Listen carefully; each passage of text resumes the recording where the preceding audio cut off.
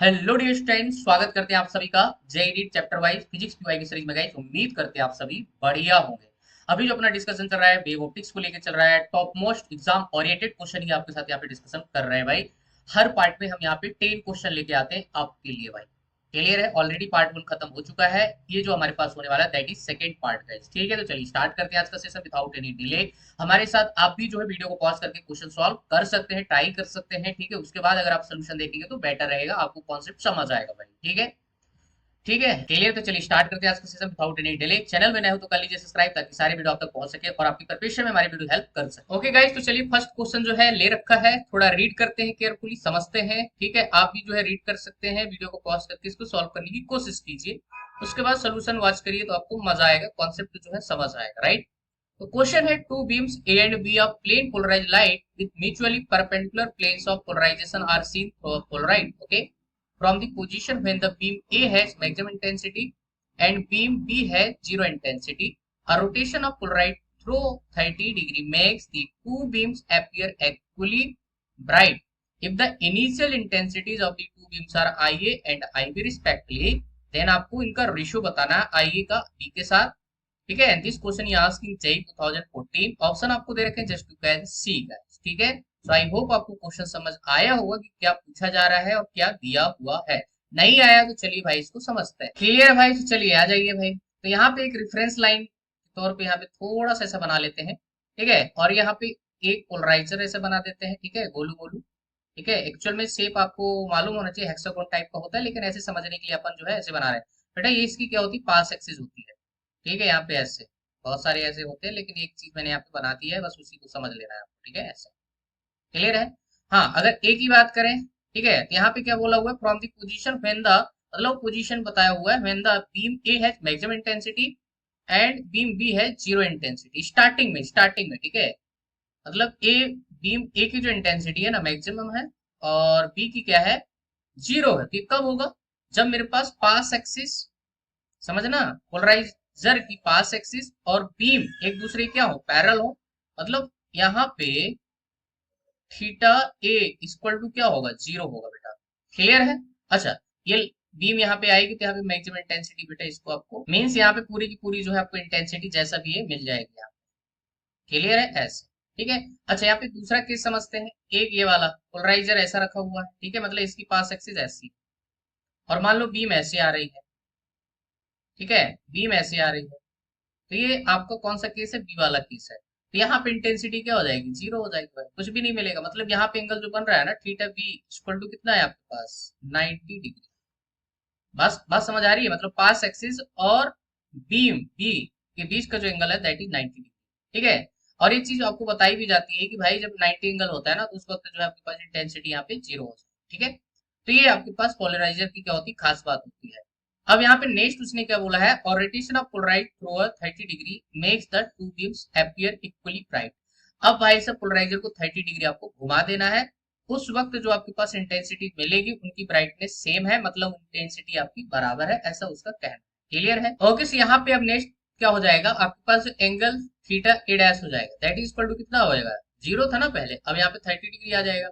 अगर theta B dash की बात करेंगे तो कितना हो जाएगा, पहले 90 था, 90 में से आपको 30 माइनस करना पड़ेगा, तो कितना बचेगा आपका 60 डिग्री। ठीक है, इंटेंसिटी पहले आई ए और आई बी थी। ठीक है, बाद में यहाँ पे क्या होगा, यहाँ पे हम लगाएंगे Malus law, I equal to I naught cos square theta. बात समझ आ रही है? फार्मूले की हेल्प से यहाँ पे क्वेश्चन को सॉल्व करेंगे तो बाद में इंटेंसिटी क्या हो जाएगी, जब 30 का रोटेशन करेंगे आई ए डैश इक्वल टू क्या हो जाएगा, आई बी डैश।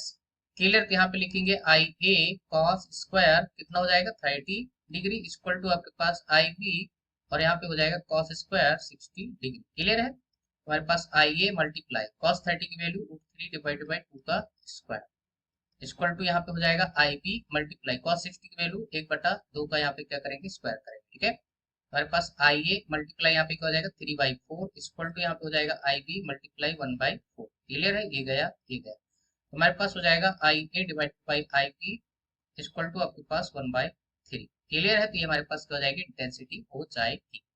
क्लियर है? तो यहाँ पे इस पर्टिकुलर क्वेश्चन का जो आंसर जाएगा that is fourth is the correct answer guys. I hope आपको सोल्यूशन समझ आ गया। ओके, सो हमारे पास यहाँ पे सेकंड क्वेश्चन है, इसको भी रीड करिए और कोशिश करिए थोड़ा समझिए कि यहाँ पे क्या बोला जा रहा है और क्या मुझे फाइंड करना है। क्वेश्चन है On a hot summer night, the refractive index of air is smallest near the ground and increases with height from the ground. Okay.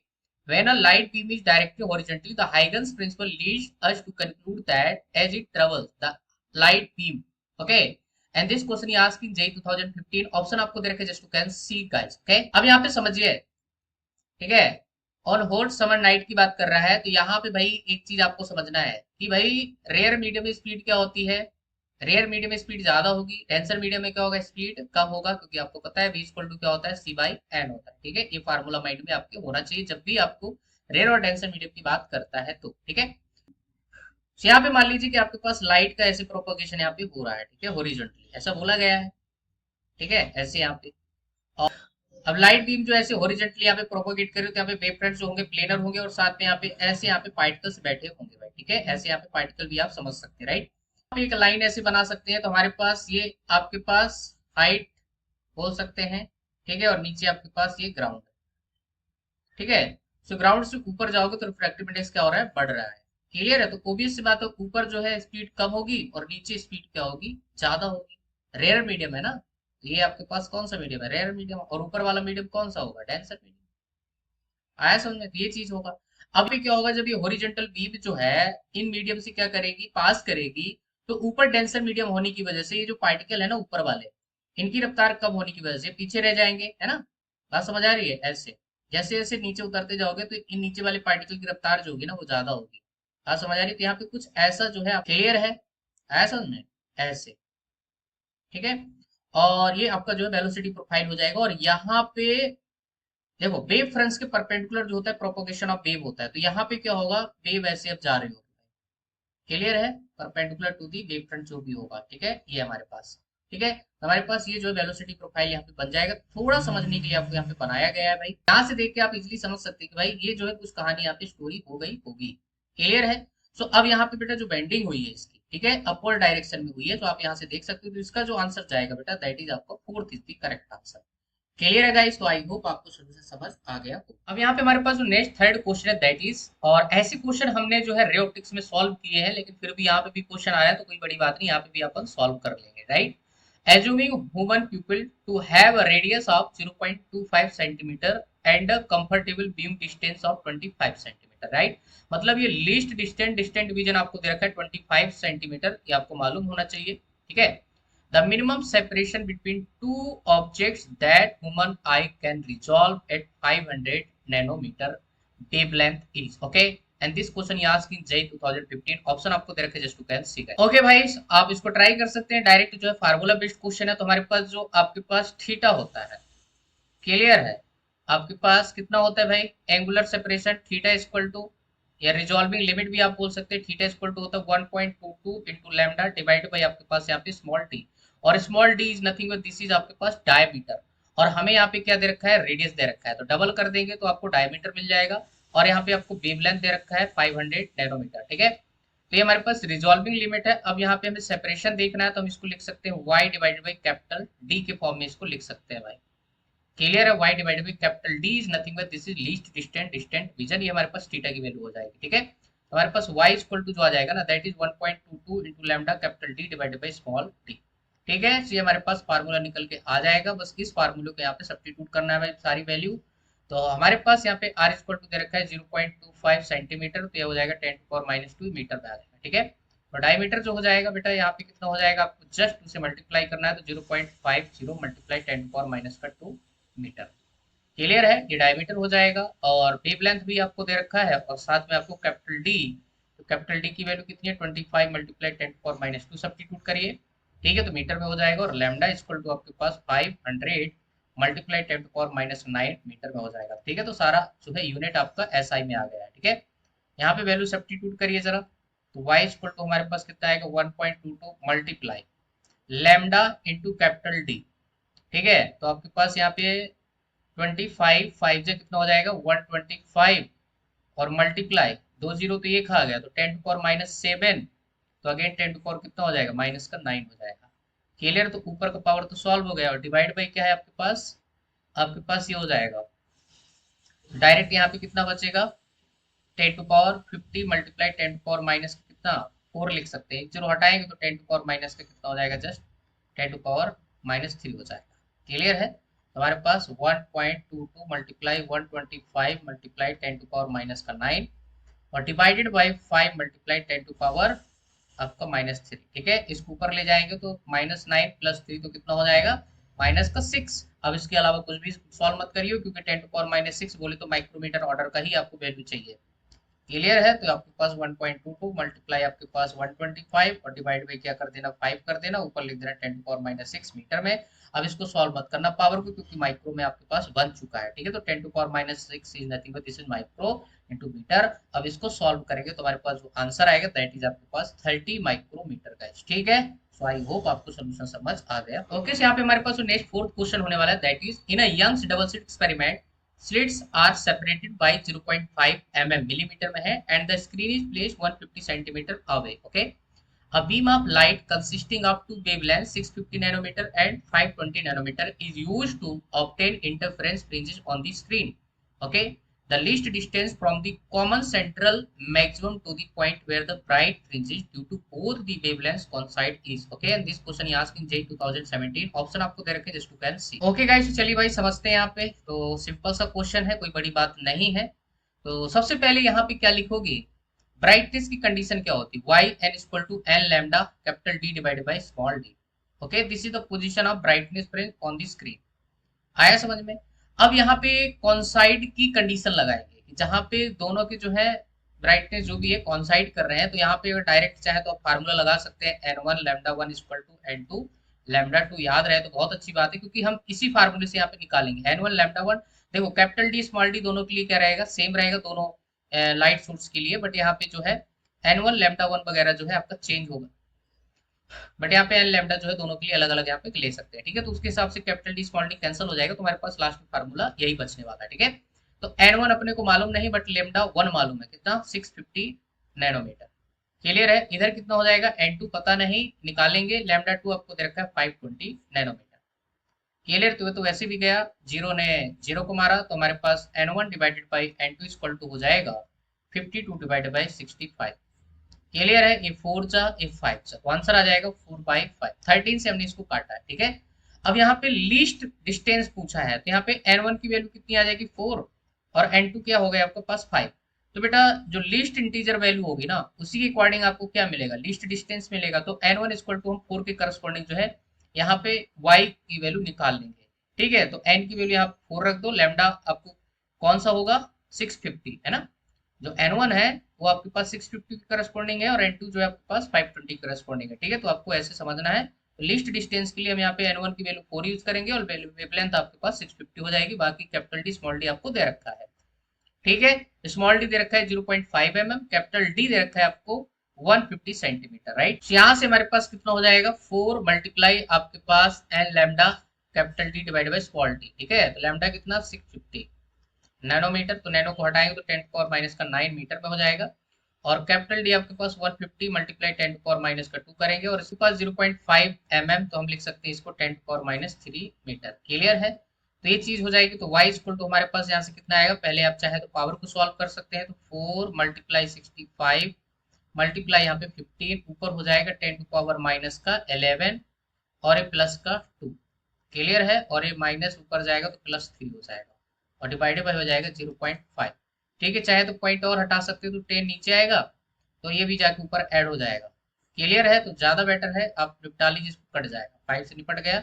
तो 4 मल्टीप्लाई 65 मल्टीप्लाई 3 और ऊपर हो जाएगा 10 to power minus 11 plus 3 plus 2 5 plus आपके पास 1 और जाएगा तो 6 हो जाएगा। ठीक है, तो y की वैल्यू कितनी आ जाएगी आपके पास, यहाँ पे देख सकते हैं 12 मल्टीप्लाई आप क्या कर सकते हैं 65 मल्टीप्लाई 10 पावर माइनस का 5। ठीक है, ये मीटर में है, जब इसको अपन सॉल्व करेंगे। ठीक है, तो यहाँ से हमारे पास y की जो वैल्यू आ जाएगी दैट इज 7.8 आपके पास मिलीमीटर में आ जाएगा। क्लियर है, तो यही हमारे पास क्या हो जाएगा, इस पर्टिकुलर क्वेश्चन का आंसर हो जाएगा। तो यहाँ से जो आंसर जाएगा that is second is the correct. अब यहाँ पे हमारे पास जो नेक्स्ट फिफ्थ क्वेश्चन होने वाला है काफी इंपॉर्टेंट है भाई, याद रखना। ठीक है, तो इसको जो केयरफुली आप पढ़ सकते हैं, रीड कर सकते हैं, उसके बाद इसको आप ट्राई कर सकते हैं वीडियो पॉज करके। Right, question is unpolarised light of intensity I passes through an ideal polarizer A. Another identical polarizer B is placed behind A. Right, the intensity of light beyond B is found to be half. Of I, ठीक है, मतलब I by two हो जाती है। Now another identical polariser C is placed between A and B, the intensity beyond B is now found to be I by 8. The angle between polarizer A and C is okay. And this question he asked in JEE 2018. Option आपको दे रखे हैं just to can see. Okay guys, चलिए समझते हैं यहाँ पे इसका सोल्यूशन। कोई बड़ी बात नहीं है भाई, है ना, सिंपल सा क्वेश्चन है। तो यहाँ पे एक हमने रेफरेंस लाइन बना दिया भाई, ठीक है। अब यहाँ पे एक अनपोलराइज लाइट इंटेंसिटी आई जो है पास कर रही है, ठीक है, स्टार्टिंग में पोलराइजर ए से। तो पोलराइजर हम यहाँ पे कुछ ऐसा बना लेते हैं रैंडम, है ना, ऐसे, ठीक है। इसकी पास एक्सिस ये होगी, क्लियर है, इसकी पास एक्सिस है, और ये पोलराइजर ए बोल देते हैं। तो यहाँ पे एक अनपोलराइज लाइट इंटेंसिटी जिसकी आई अगर पास करेगी ना इससे, तो यहाँ पे जो इंटेंसिटी हो जाती है वो आई बाई टू हो जाती है, हमेशा याद रखना भाई, ठीक है। इसके बाद इसके बिहाइंड में एक पोलराइजर हमने क्या रख दिया है, बी रख दिया है, ठीक है। अब तुम सोच रहे हो सर आपने ऐसा क्यों बनाया, तो समझाते हैं अभी, ठीक है।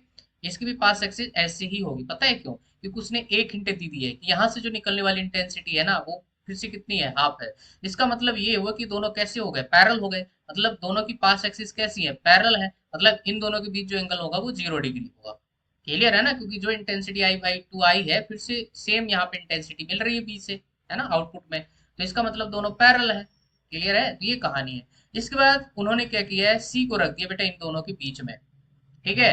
नेक्स्ट स्टेप में उसने बोला है कि एक now another identical polariser C is placed between A and B. तो अब यहाँ पे अगर इसने रख दिया भाई एक दूसरा पोलराइजर ऐसा, ये ले रहा, तो इसकी पास एक्सिस कुछ ऐसे आड़ी टेढ़ी हो जाएगी, और यहाँ पे जो एंगल बनेगा ना वो कितना बन जाएगा, थीटा बन जाएगा। और ये थीटा दोनों से क्या रहेगा, सेम रहेगा, ए और बी से। पता है क्यों, क्योंकि ए और बी आपस में क्या है, पैरेलल है। समझ रहे हैं कि नहीं, तो ये चीज आपको यहाँ पे देखनी पड़ेगी भाई, ठीक है। सो अब यहाँ पे क्या करते हैं, हम इसको सॉल्व करते हैं। तो हमारे पास इंटेंसिटी जो अब होगी ना यहाँ पे आई बी डैश, ये हमारे पास आई बी है, और यहाँ पे जो आई बी डैश हो जाएगी दैट इज इक्वल टू कितना, आपको यहाँ पे यही तो यहाँ पे अब निकालना है ना, ठीक है। आई बी डैश आपको यहाँ पे कितना मिल जाएगा, आई बाई 8, ठीक है, ये ऑलरेडी यहाँ पे क्वेश्चन में दिया हुआ है, ठीक है। आई बी डैश की वैल्यू अभी एंगल के टर्म्स यहाँ पे लिखेंगे, राइट। अच्छा, यहाँ पे अब जो इंटेंसिटी मिलेगी ना इसको आई सी बोल देंगे, ठीक है। तो यहाँ पे मालूस लॉ आपको मालूम होना चाहिए, I equal to I naught cos square theta वगैरह जो है फार्मूला होता है, इसको अपन यहाँ पे यूज करें। तो यहाँ पे भाई आप यहाँ से यहाँ आ रहे हो, ठीक है, तो आईसी की जो वैल्यू हमारे पास आएगी, आईसी इक्वल टू कितना आ जाएगा, I by two into cos square theta, ठीक है। अच्छा, अब यहाँ पे जो आई बी डैश आ जाएगा, I B dash equal to कितना हो जाएगा आपके पास, यहाँ पे intensity I C into cos square theta. बात समझ आ रही है, यही तो हो जाएगा। अब यहाँ पे आईसी की वैल्यू यहाँ पे सब्स्टिट्यूट करेंगे, आई बी डैश की वैल्यू यहाँ पे आई बाई 8 रख देंगे, ठीक है। तो आई बाई 8 इक्वल टू आईसी की value I by 2 into cos square theta into आपके पास कॉस स्क्वायर थीटा। क्लियर है, तो आई ने आई को उड़ा दिया, क्लियर है। तो हमारे पास कितना हो जाएगा, 1/4 इक्वल टू यहाँ पे हो जाएगा कॉस की पावर 4 इंटू थीटा, ठीक है। अब समझ गए होंगे आंसर आपका क्या आने वाला है। तो यहाँ से हमारे पास कॉस थीटा इक्वल टू हो जाएगा 1/4 की होल पावर कितना आपके पास 1/4। क्लियर है, तो आप इसको क्या लिख सकते हैं भाई, 1/2 की होल पावर क्या, 2 मल्टीप्लाई 1/4, ठीक है। तो हमारे पास क्या हो जाएगा, 1/2 की होल पावर 1/2, तो क्या हो जाएगा 1/√2, ठीक है। तो थीटा इक्वल टू कितना हो जाएगा, कॉस ऑफ इनवर्स 1/√2। तो आंसर कितना आ जाएगा, 45 डिग्री। क्लियर है, तो हमारे पास थीटा जो हो जाएगा दैट इज 45 डिग्री। ए और सी के बीच बोले या आपके पास सी और बी के बीच बोले, दोनों के बीच एंगल क्या हो जाएगा, सेम हो जाएगा भाई। यहाँ पे इस पर्टिकुलर क्वेश्चन का जो आंसर जाएगा that is third is the correct answer. Okay, so हमारे पास यहाँ पे जो नेक्स्ट क्वेश्चन है that is consider a tank made of glass, refractive index दे रखा है 1.5 with a thick bottom, okay, it is filled with a liquid of refractive index new.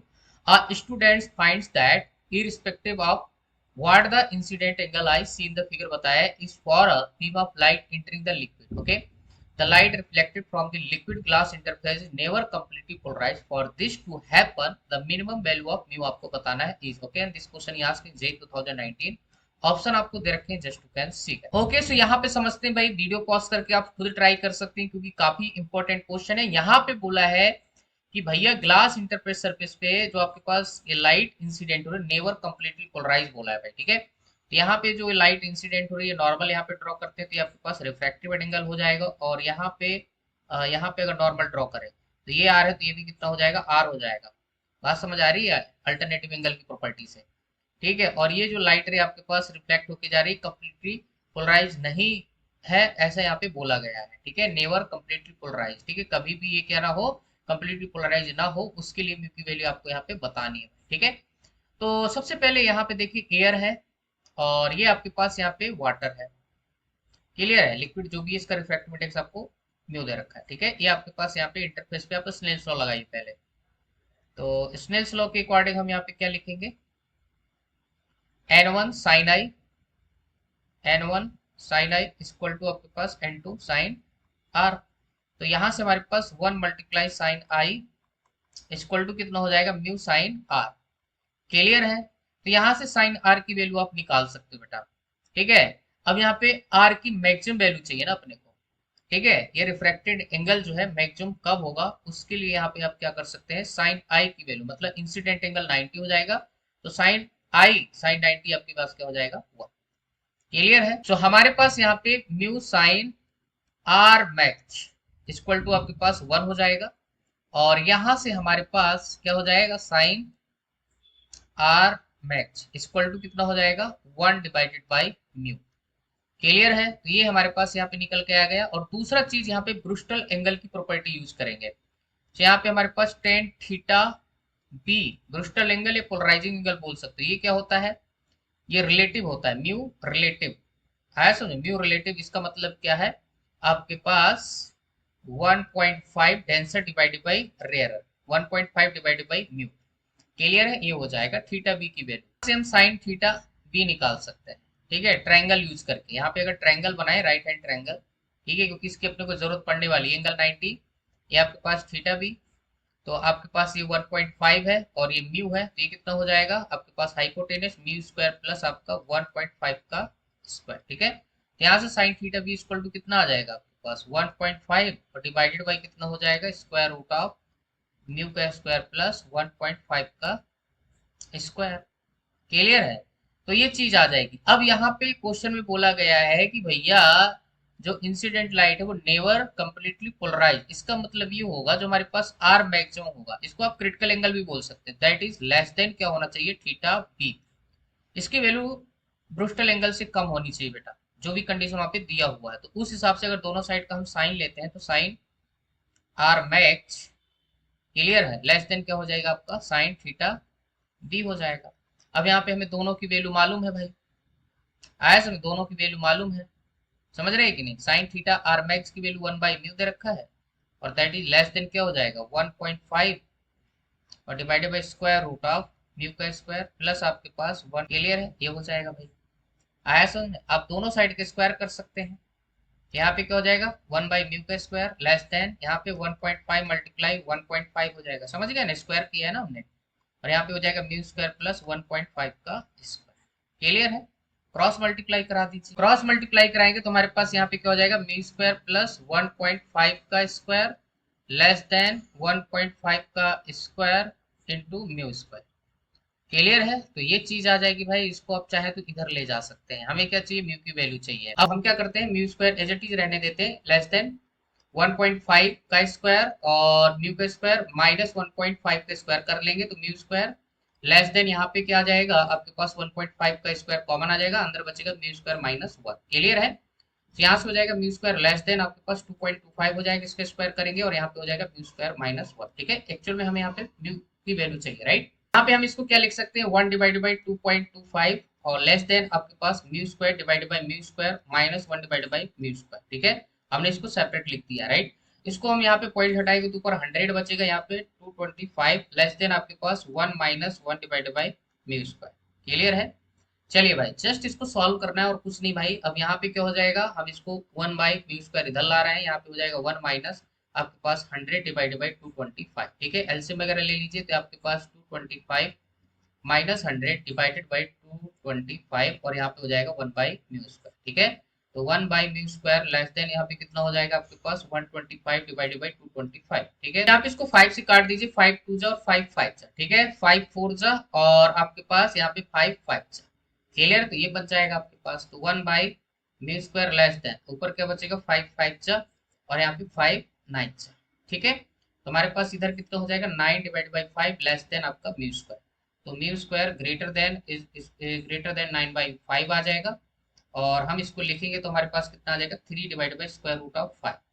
Clear है, यही म्यू की क्या हो जाएगी, मिनिमम वैल्यू हो जाएगी जो आपसे क्वेश्चन में पूछा गया है। क्लियर है गाइस, तो यहाँ पे इस पर्टिकुलर क्वेश्चन का जो आंसर जाएगा that is third is the correct answer. Okay, so हमारे पास यहाँ पे जो नेक्स्ट क्वेश्चन है that is two coherent sources produces waves of different intensity which interfere after interference the ratio of the maximum intensity to the minimum intensity 16, the intensity of the waves are in the ratio, okay, and this question is asked in JEE 2019 option आपको दे रखी है, just you can see that. Okay, अब video को pause कर सकते हैं, question समझ आ गया हो तो आप सॉल्व कर सकते हैं आप। ओके, सो आई होप आपको क्वेश्चन यहाँ पे क्लियर हुआ होगा, तो वीडियो को पॉज करके आप क्वेश्चन को ट्राई कर सकते हैं, ठीक है, उसके बाद सोल्यूशन देखेंगे तो आपको समझ आएगा। तो यहाँ पे क्या करेंगे भाई, आपको पहले क्या दे रखा है, I max divided by I minimum equal to आपके पास दे रखा है 16 डिवाइडेड बाई 1, ठीक है, ये रेशियो आपको क्वेश्चन में आंसर करके दिया हुआ है।